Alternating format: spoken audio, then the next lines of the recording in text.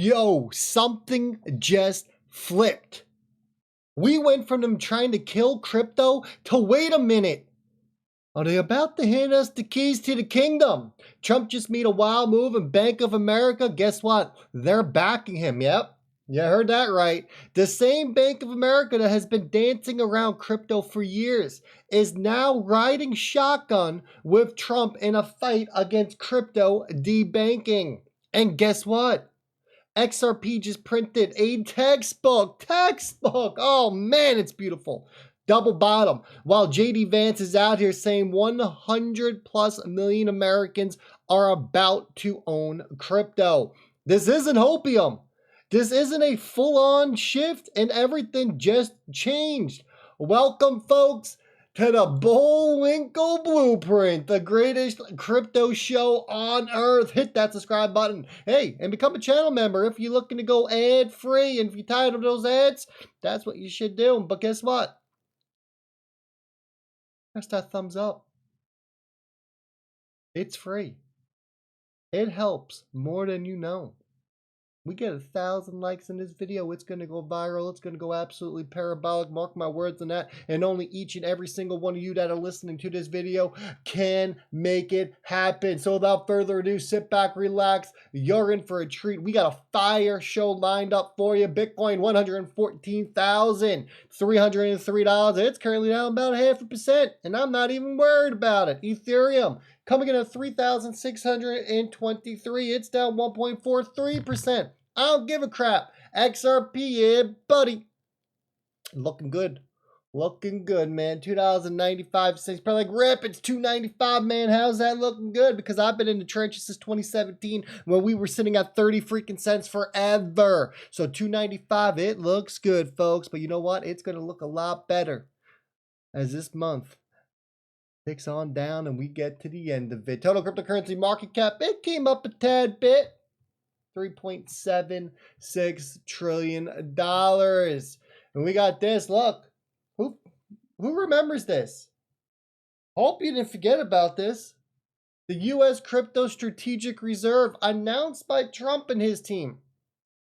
They told you the blueprint. They told you where we're going. They told you what assets you should be holding. Did you listen? Bitcoin, Ethereum, XRP, dead splat in the middle, Solana, Cardano. There'll be more in this list, folks. Trust me on that. But they are telling you the blueprint. Here's JD, listen up. And when it comes to crypto, I think the last several years have made it clear that we're talking about genuine, ground-up innovation, one that's already improving the well-being of tens of millions of our fellow citizens. I believe it's 50 million Americans own Bitcoin, and I believe that's going to be 100 million before too long.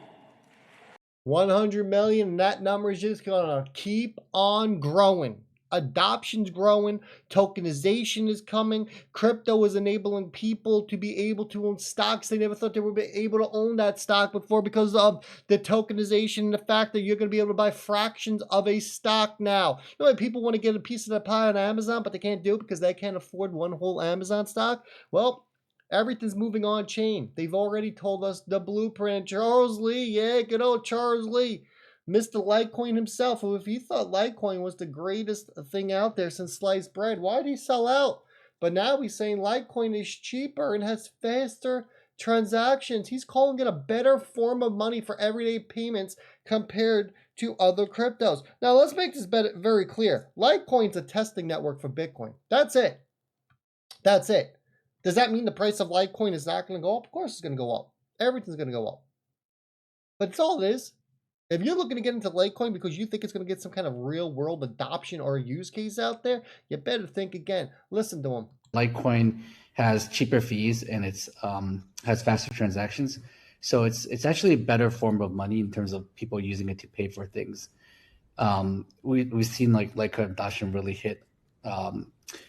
It's been very good this year with like BitPay, one of the largest crypto payment processors. Litecoin is being used even more often than Bitcoin for payments. And that's because of the low fees and the fast transactions. And it kind of just works. The network has been up with no zero issues for almost 14 years straight.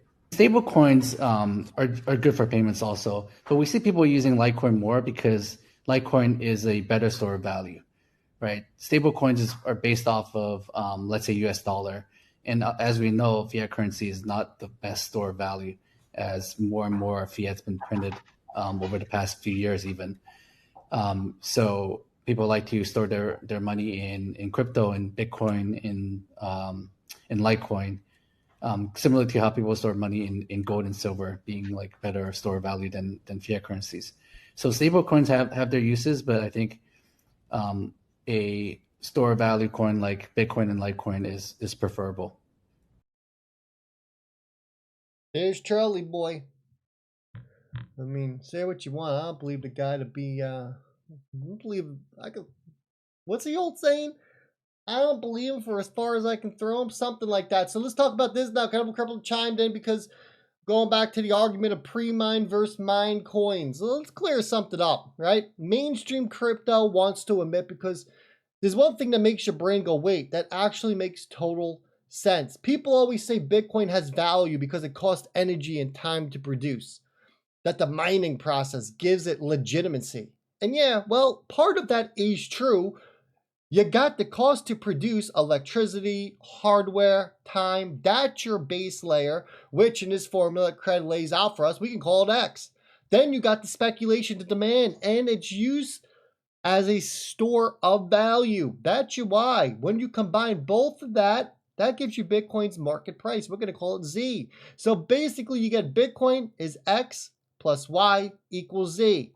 But this is the same formula that should be used on XRP, just with a different weight. With XRP, that X, the cost to produce, it's virtually zero. Remember, it's not mined. It was created all at once. So when people say XRP has no cost to produce, they're missing the point entirely, because guess what? The price of XRP is still determined by market beliefs, utility, and speculation, just like Bitcoin.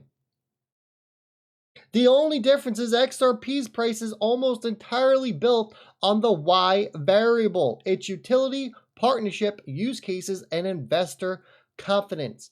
So if you're saying XRP has no value because it has no production cost, that's like saying water isn't valuable because it falls from the sky. Meanwhile, it's bottled and sold for $5 at a freaking gas station. XRP is purely market-driven value. That is a lot of strength, not weakness. And Ripple's tech, it's being used for cross-border payments, stablecoins, tokenizations, and maybe even by the biggest institutions in the world. That's your Y variable. And guess what? It's growing fast. Don't get distracted by the BS and all the FUD out there, folks. It's not worth it. Then we get this. Bank of America is backing Trump here. It states in here that Bank of America CEO says Trump is right, that the current banking rules cause political decisions, including de-banking crypto. He says, I welcome getting this fixed. Listen.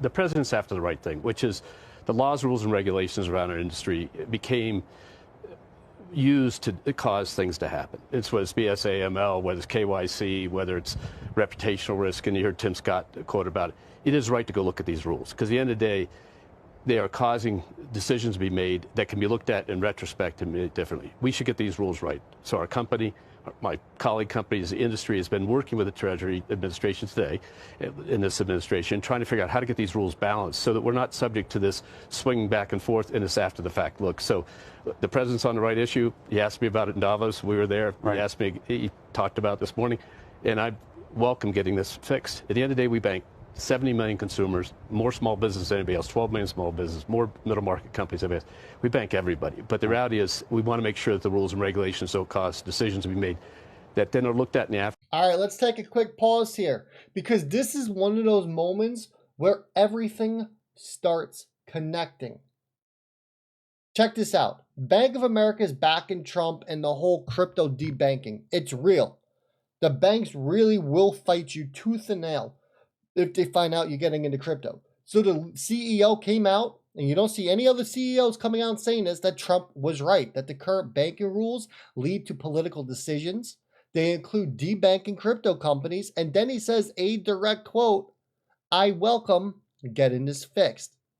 Now pause here and think about who Bank of America has been quietly working with behind the scenes for years. If you answered Ripple, you answered right. This is not a theory.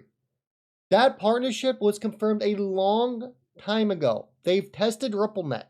They've been involved in cross-border payments sandboxes, or that Ripple has been building for many years now. There are multiple, I believe it's over like 80 something patents involving blockchain tech, digital wallets, even tokenized payment flows assigned to Bank of America.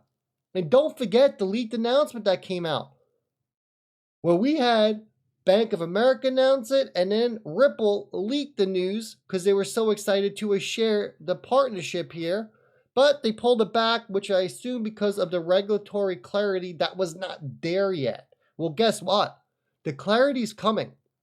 The political will is shifting. The banks are speaking up, and the stage is being set for both XRP and Ripple to flip the switch. So if you're still here thinking that all of this is random, nah, you're wrong. This is the setup.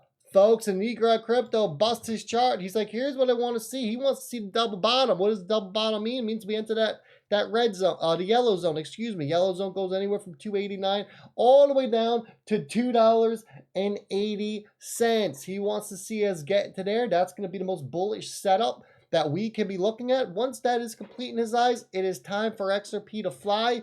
First target on XRP that we need to be getting above, well, it's back above that like about 363 zone, and then we fly on up. I'm going to leave it like that. Make sure you hit that thumbs up on your way out. I'll catch everyone tonight on the live show.